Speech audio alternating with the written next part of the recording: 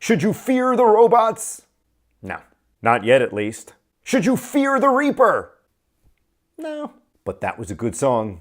Who you should fear are the people.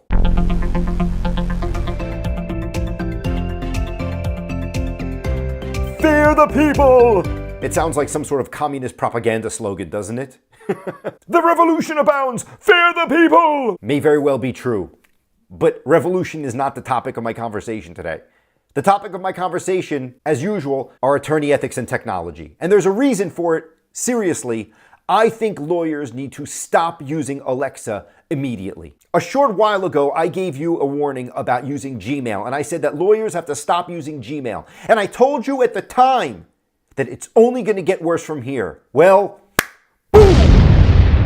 It got worse. There was an article in Bloomberg the other day that really caught my eye, and it made me believe, for the same reasons as Gmail, that lawyers can no longer use Alexa. We no longer have a reasonable expectation of privacy in that product. I put a link to the Bloomberg article in the comments below, and I highly recommend that you take a look at it. It's a short article, but you should read it from beginning to end. But basically, here's the problem.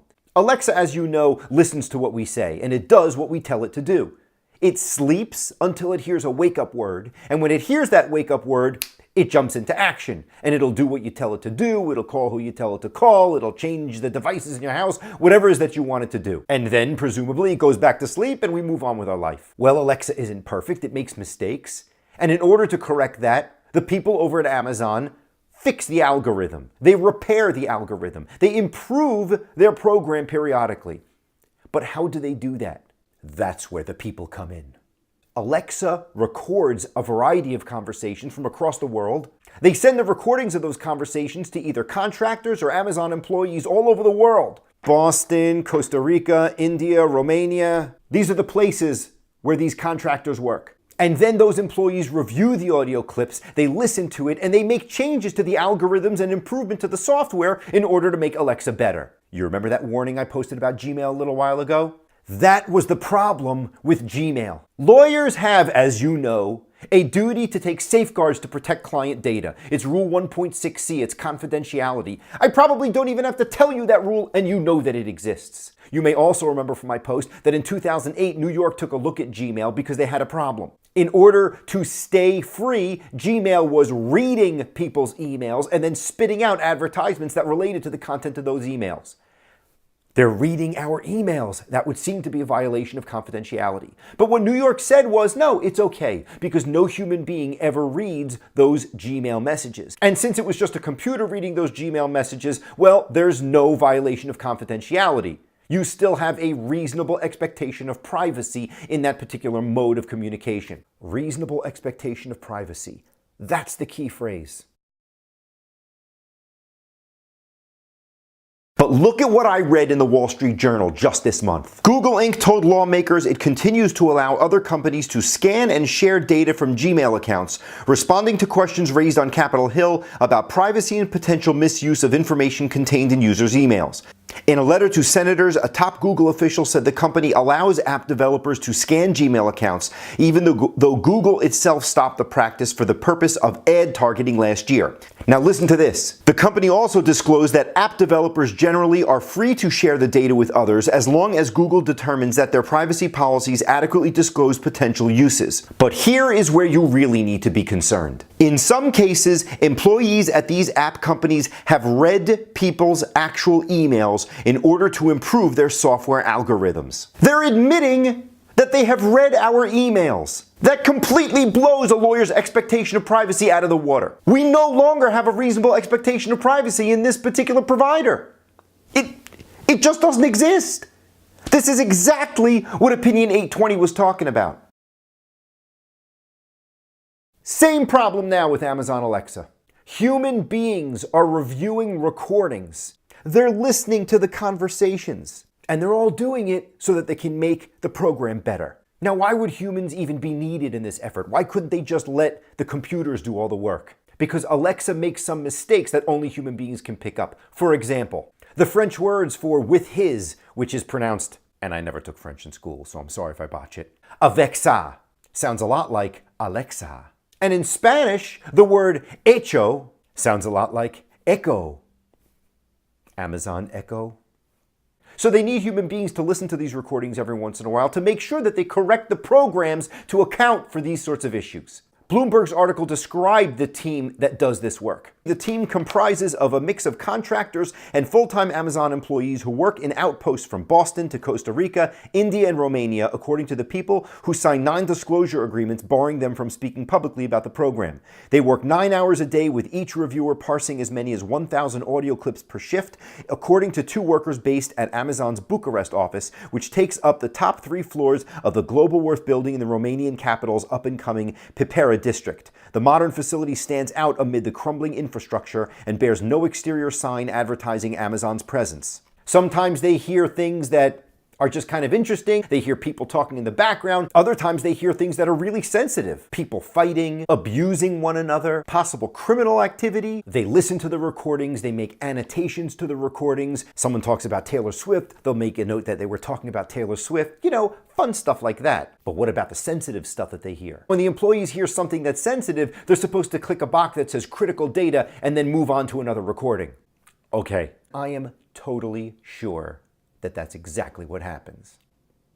But the whole problem that I have with this is that lawyers no longer have a reasonable expectation of privacy. That New York case in 2008, while it was talking about Gmail, specifically said that the only reason lawyers continue to have a reasonable expectation of privacy in the platform is because no human being ever reads their messages. Well, in Gmail's case, we found out a couple of months ago that just like this, contractors are reading the messages for improvement of the software. The same thing is happening here. Employees and contractors are listening to our recordings so that they can improve the software. Lawyers no longer have a reasonable expectation of privacy anymore in using this particular device. If you're using this for business purposes, you gotta stop. If you're using it for personal purposes, I bet you it's going to overlap in your practice too. Now, there was a possible saving grace in all of this, but just as you would expect, what they giveth with one hand, they taketh away with the other. The article said that in Alexa's privacy settings, Amazon gives users the option of disabling the use of their voice recordings for the development of new features. So we can just disable it, right? Not exactly. Because the next sentence, the company says people who opt out of that program might still have their recordings analyzed by hand over the regular course of the review process.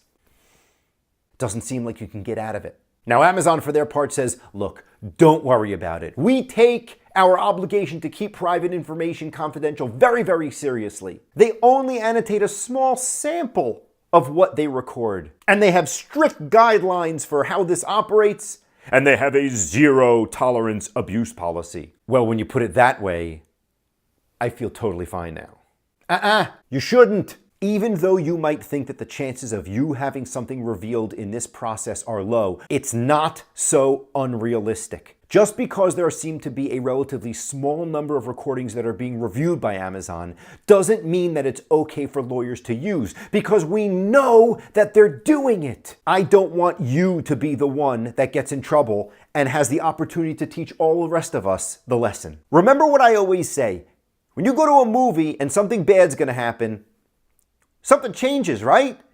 The lights go down a little bit, and then the music starts to build up, and the strings build to a crescendo, and then before you know it, and then bam, the bad thing happens. There is no soundtrack in real life. There is no one to come up and tell you, hey, you should be worried about this. Start thinking about the ethical implications. Oh, wait. Maybe there is. Hey, you should worry about this. You should start worrying about the ethical implications. I guess I'm your soundtrack. And I'm telling you how this is going to happen. Someone is going to say something to one of their clients. It's going to get picked up on this machine, like I'm 100 years old. Someone's listening to the machine. Someone's going to be talking to their lawyer, and it's going to get recorded. By accident, on purpose, I don't know, but it's going to happen. And the things that client tell the lawyer and the discussion that they have are going to be about some really ugly things that a client might have done.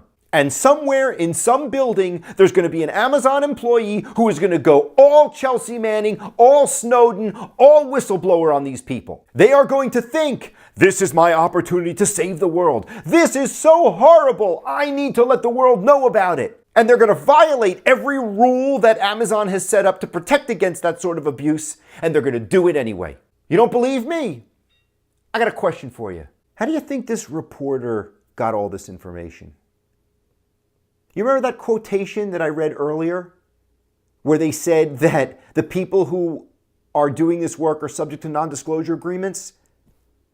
And yet they thought it was okay to have this conversation with a reporter. Why is that? You know why it is. Because they felt so strongly that someone needs to know about this, that they violated that non-disclosure agreement, did it anonymously, and went ahead and discussed it anyway. That's exactly what will happen again when someone hears something that they find repulsive, that they feel the need to stand up and to let the world know about the evils that are occurring. I am sounding the alarm for you.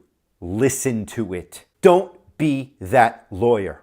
Don't be the one who gets caught first and does a solid for the rest of the practice by taking one for the team. Oh yeah, we'll all get the message as soon as you get in trouble. But I don't want you to get in trouble. Just stop using this device. I don't call them virtual assistants, I call them virtual career killers. Now you figure maybe you can go and read the terms of service and understand whether this sort of thing could be possible in this or any other technology. It's not always clear. The article tells us that Amazon, in its marketing and privacy policy materials, doesn't explicitly say humans are listening to recordings of some conversations picked up by Alexa. We use your request to Alexa to train our speech recognition and natural language understanding systems, the company says in a list of frequently asked questions. You've got to take a look at the terms of service not only of this product, but every product that you use that records anything, and consider whether they're going to be entitled to use your recordings for the purpose of software improvement. And you got to be super careful because, as you see from that quote, it's not always clear. But that's what taking reasonable precautions to safeguard client data really means.